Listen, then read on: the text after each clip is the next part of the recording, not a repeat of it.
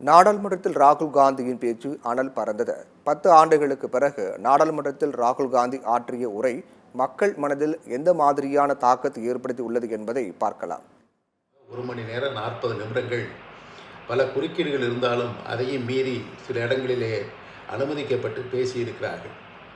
அந்த பேச்சினுடைய எதிரொலி என்பது ஆளுங்கட்சியிலே குறிப்பாக பிரதம அமைச்சர் அவர்களும் இராணுவ அமைச்சரும் உள்துறை அமைச்சரும் மற்றும் துறை சார்ந்த அமைச்சர்களும் எழுந்து அதில் குறுக்கீடு செய்கின்ற அளவிற்கு ஒரு வேகமான ஒரு பேச்சாக அமைந்திருந்தது. கடந்த 10 ஆண்டுகளிலே நரேந்திர மோடி அவர்களுடைய ஆட்சியிலே நடைபெற்ற பல தவறுகளை தலைப்புச் செய்தி போல ராகுல் காந்தி அவர்கள் பேசினார்கள்.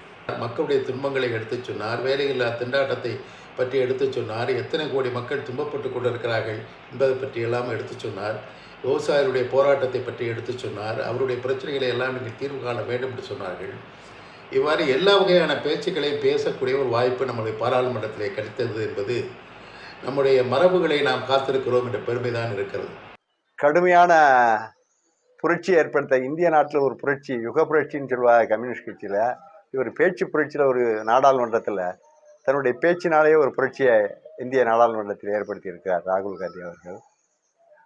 பாரதிய ஜனதா கட்சி, அதனுடைய தலைவர்கள், இந்திய நாட்டுடைய பிரதமர், தற்பொழுது பிரதமராக இருக்கக்கூடிய மோடி, அமித்ஷா, பாரதிய ஜனதா கட்சியினுடைய தூணாக விளங்கக்கூடிய அமித்ஷா முதற்கொண்டு மிரண்டு போனார்கள். அவருடைய வார்த்தை போரை கண்டு மிரண்டு போனார்கள். இந்திய நாட்டுடைய சாதாரண கூலி தொழிலாளிலிருந்து உச்சகட்ட அதிகாரத்தில் இருக்கக்கூடிய மனிதர்கள் வரை அவருடைய பேச்சை உன்னிப்பாக கவனித்தார்கள். இந்த நாடு வந்து ஒரு ஒரு ஒரு ஒரு ஒரு உண்மையான ஒரு ஜனநாயகத்திற்கு உண்டான பாதை தேடி இந்த மக்களை ராகுல் காந்தி அழைத்து செல்கிறார் என்ற நம்பிக்கை பிறந்திருக்கின்றது. எப்பொழுது இந்த நாடு சர்வாதிகாரமாக மாறுமோ மோடி காலத்தில் அப்படி என்று மக்கள் பயந்திருந்த காலத்தில் நேற்று நாடாளுமன்றத்தில் ராகுல் காந்தி அவர்கள் ஆற்றிய உரை என்பது ஒரு பெரிய புரட்சியை ஏற்படுத்தியது மக்கள் மத்தியிலே. அதை பற்றி என்னுடைய கருத்து, அவர் பேசக்கூடிய இந்த காலகட்டம் சரியான காலகட்டத்தில் அவர் தன்னுடைய உறக்க சிந்தனையை மக்கள் மத்தியில் சொல்லியிருக்கின்றார். தேர்தல் காலத்தில் அவர் பிரச்சாரம் செய்கின்ற பொழுது அவர் பேசிய வார்த்தைகளை விட நேற்று அவருக்கு கிடைத்திருக்கக்கூடிய எதிர்கட்சி தலைவர் என்ற அந்த அந்தஸ்திற்கு ஏற்றாற் போல கடுமையான வார்த்தை போரை தொடுத்தார்.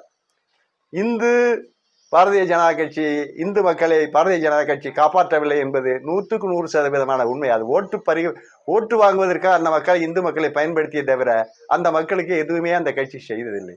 இந்த 10 ஆண்டு காலத்தில் துவேஷத்தை உண்டு பண்ணி நாட்டை ஜனநாயகத்திலிருந்து வேறு ஒரு கட்சி ஆட்சி முறைக்கு போயிருமோ என்ற மக்கள் பயந்த காலத்தில் ஒரு விடிவெள்ளியாக இன்றைய தினம் ராகுல் காந்தி வந்து அதை உடைத்தெறிந்திருக்கின்றார். அவருடைய இந்த போர்க்குணம் தொடர்ச்சியாக தொடர வேண்டும். பாரதிய ஜனதா கட்சி தன்னுடைய நிலைப்பாட்டை மாற்றிக்கொள்ள வேண்டும். ஒரு ஆளுங்கட்சியாக இருந்தாலும் எதிர்கட்சியோடு இணைந்து செயல்பட வேண்டும் என்று விரும்புகிறேன். அதுதான் என்னுடைய கருத்து.